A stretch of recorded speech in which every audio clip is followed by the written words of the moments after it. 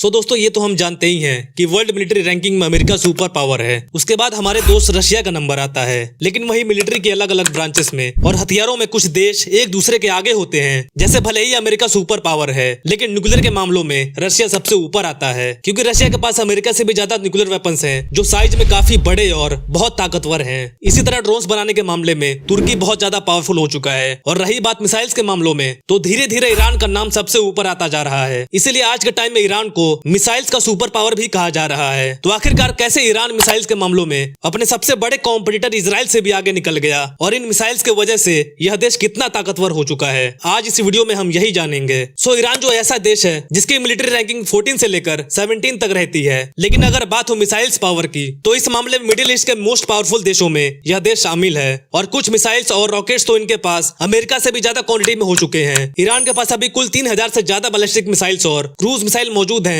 जिनमें से कुछ मिसाइल्स का तोड़ ईरान के आसपास के किसी भी देश के पास मौजूद नहीं है। इसीलिए अमेरिका इन मिसाइल्स को ईरान के पास मौजूद अपने मित्र देशों के लिए बड़ा खतरा मानता है। और दोस्तों ईरान ये मिसाइल्स इतनी भारी मात्रा में सिर्फ अपने लिए नहीं बनाता, बल्कि इन मिसाइल्स को दुनिया भर में मौजूद अपने सपोर्टिंग कंट्रीज को एक्सपोर्ट करता है, जिससे ईरान इन हथियारों को बेचकर डिफेंस मार्केट में अपनी अलग पहचान बनाना चाहता है। और इसके अलावा ईरान दुनिया का पहला ऐसा देश बना है जिसने 2000 किलोमीटर की रेंज की मिसाइल न्यूक्लियर पावर बनने से पहले ही टेस्ट की है। यानी अभी तक जितने भी देश के पास इस रेंज की मिसाइल्स थी, वो पहले से ही न्यूक्लियर पावर्ड कंट्री थी। तो अब ईरान के पास एक से एक मिसाइल्स हैं, लेकिन क्या ईरान के पास वो क्षमता है जो अमेरिका जैसे देश को भी जवाब दे सकता है? दोस्तों इसके लिए हम थोड़ा पीछे चलते हैं। 2020 में जब अमेरिका ने ईरान के मिलिट्री जनरल कासिम सुलेमानी को मार दिया था, तो उसका बदला लेने के लिए ईरान ने 2022 में इराक में मौजूद अमेरिकी सैनिकों के बेस पर 12 बैलिस्टिक मिसाइल्स फायर कर दी थी। इसी वजह से लगभग 110 अमेरिकी सैनिक घायल हो गए थे। और अमेरिका ने बताया कि सैनिकों की जान इसलिए नहीं गई क्योंकि अमेरिकी स्पेस फोर्स ने हमले से पहले अलर्ट कर दिया था। और वही कुछ मिलिट्री एक्सपर्ट्स के मुताबिक ईरान ने यह हमला जानबूझकर इस तरीके से करवाया था जिससे किसी की मौत ना हो, वरना अमेरिका के जवाबी कार्रवाई से जंग छिड़ सकता था। तो अब जानते हैं ईरान इतने एडवांस मिसाइल्स को बना कैसे रहा है, जबकि उसके ऊपर अमेरिका ने बहुत सारे सैंक्शंस लगा रखे हैं। तो दोस्तों इसका जवाब भी आपको सैंक्शंस में ही मिलेगा। तो दरअसल ईरान अकेला ऐसा देश नहीं है। ईरान के अलावा रशिया और नॉर्थ कोरिया पर भी अमेरिका ने बहुत सारे सैंक्शंस लगा रखे हैं। और साथ ही चाइना के साथ भी अमेरिका के रिश्ते अच्छे नहीं हैं। यानी रशिया, चाइना, ईरान और नॉर्थ कोरिया ये सभी अमेरिका के दुश्मन देश हैं। इसलिए ये सभी देश एक दूसरे को अपनी अपनी टेक्नोलॉजी ट्रांसफर करके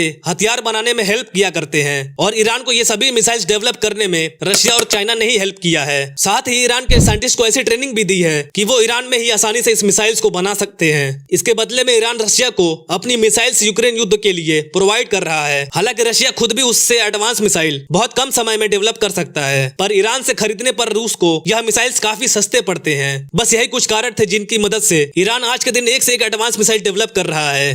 दोस्तों आज के लिए इतना ही। उम्मीद है कि इस वीडियो से आपकी नॉलेज बढ़ी होगी। वीडियो पसंद आई तो लाइक और शेयर कीजिए, और ऐसे ही इंटरेस्टिंग टॉपिक्स पर नॉलेजफुल वीडियोस देखने के लिए हमारे चैनल को सब्सक्राइब करके बेल आइकन जरूर दबा दीजिए। मिलते हैं नेक्स्ट वीडियो में, तब तक के लिए धन्यवाद।